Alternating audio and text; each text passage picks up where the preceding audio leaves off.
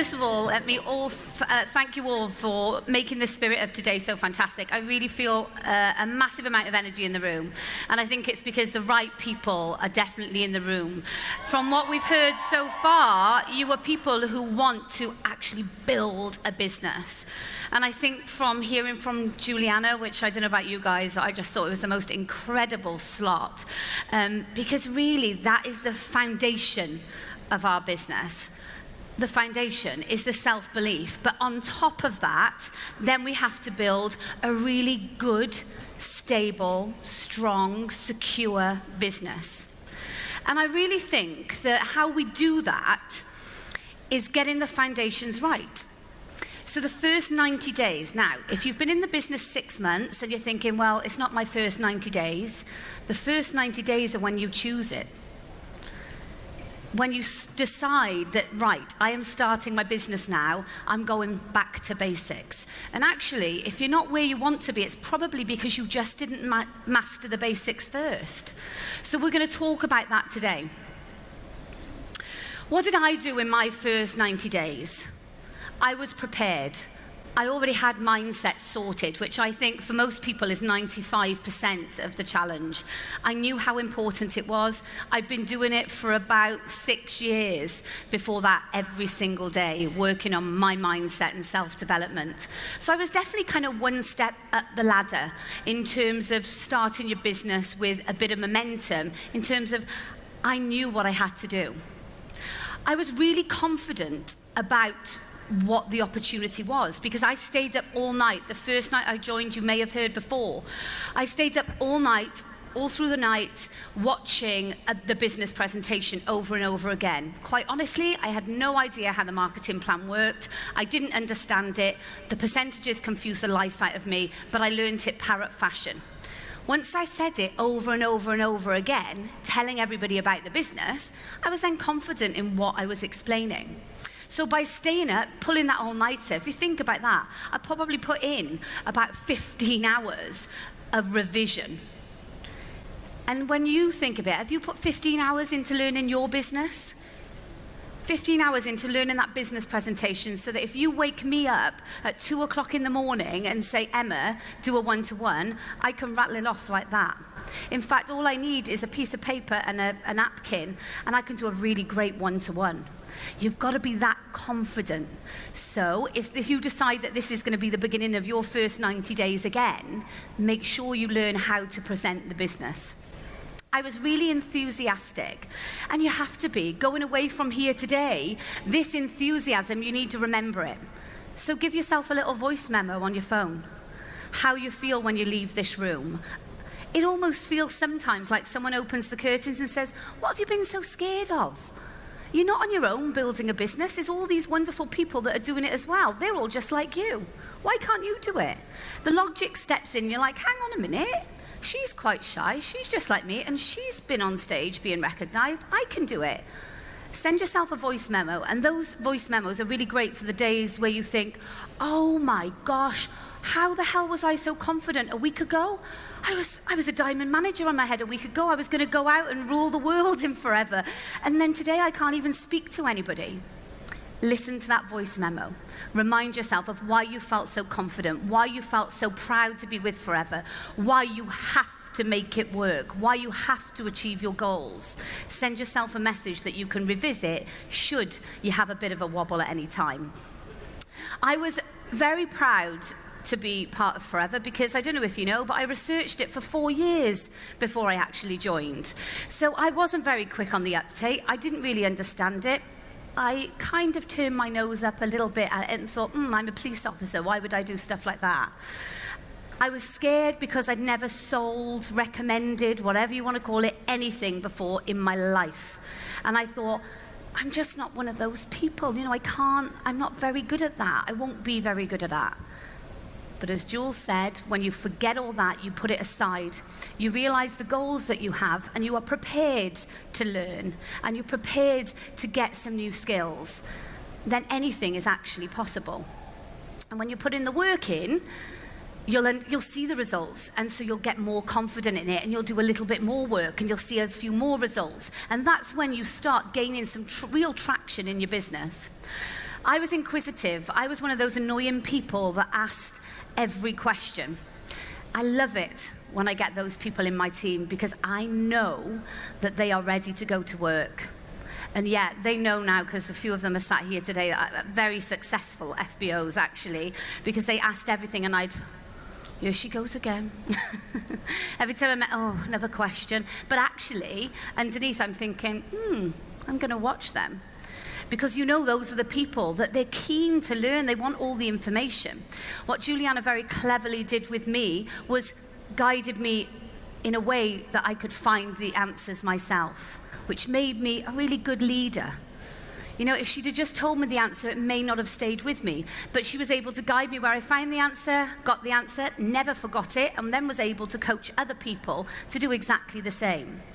I want to say I went to every single business presentation, but actually my closest one was just under an hour away. So I went there. I felt less than inspired, if I'm honest.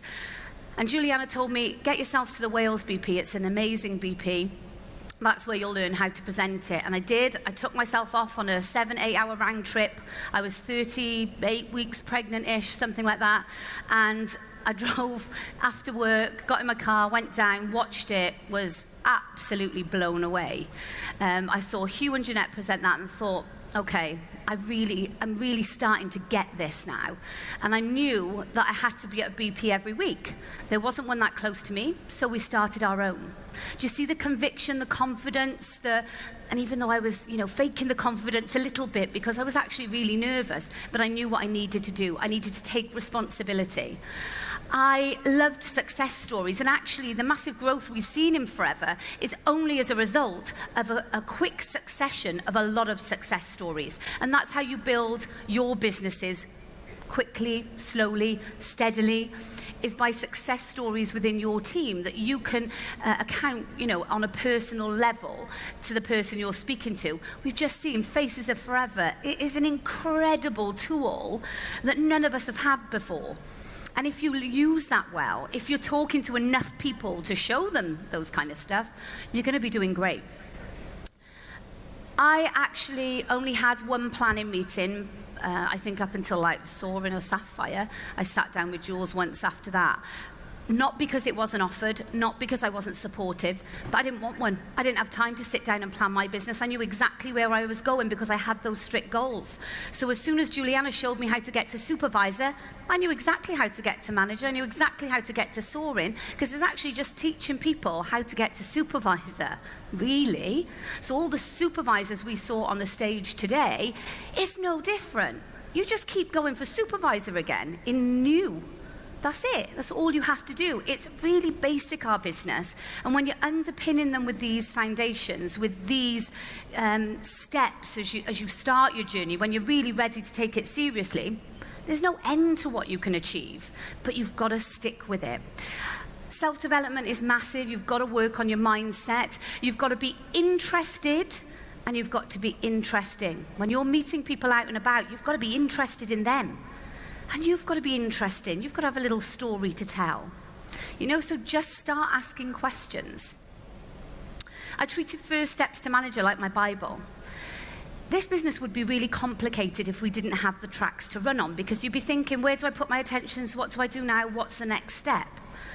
There's no other companies with these kind of training tools, and thankfully the people who've paved the path before us have given us First Steps to Manager, and I, for one, am super grateful for that. It's the tracks to run on. Don't deviate from it. Everything you need to build a business is in that book. That's all you need. But you have to master those separate parts of our business, and then you need to learn how to coach it. And if you can do that well, there you have. Knowledge isn't power, it's potential power. So once you know how to do the First Steps to Manager, once you know how to coach it, that's great. But then aside from that, you've got to be speaking to enough people, showing enough people the opportunity, so that you have a team that you can show off your new coaching skills and show them First Steps to Manager. Take them through it. But if you ever feel stuck in your business, go back to First Steps to Manager. On the first page, you'll find goals. And you probably feel stuck. because you've not got those goals that you are really, really connected and committed to achieving. Writing your who do you know list, profiling, all of those things are tools that you need. Running your business right. I run a multi-million pound business from an A4 lever arch folder. I don't need anything else. And it seems a bit ridiculous, but it's true. That's how basic our business is. We don't need to overcomplicate it. Added to all the skills that I got, the learning that I did, the one thing I had was a work ethic. Honestly, I do believe that people build their business either for one of two reasons, either inspiration or desperation. You're inspired by something somebody else has achieved that you've seen, or you're desperate. I was blinking desperate. And that made me work. The fear of things just staying the same, or actually getting worse because I was so heavily pregnant, life how it was, plus a new baby, it really wasn't worth thinking about. I would have done it, because you just crack on. But when I found I had a choice, forever could give me another way, I was willing to go to work. And I read in a book a few weeks back, and it said, work ethic will always outwin talent.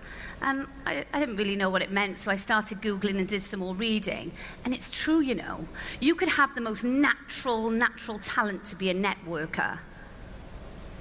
If you don't have the work ethic to go and network consistently, you're never going to be successful. But if you've got a work ethic and natural talent, you're unbeatable. Because I'm actually not a natural networker. I really have to try hard. I was the same at school. I wasn't just naturally there. I had to try really hard. But I tell you, I will beat you time and time again on work ethic, because I'm prepared to work for my family. So if you have a natural talent for it and you have a work ethic, you are gold dust. You're sat on a gold mine. If you're like me and you have to really work at becoming a networker, you know, I'm still working and learning on it every day. As long as you have a work ethic, you'll outwin talent, natural ability every single day of the week if you're prepared to go to work. So be prepared to work.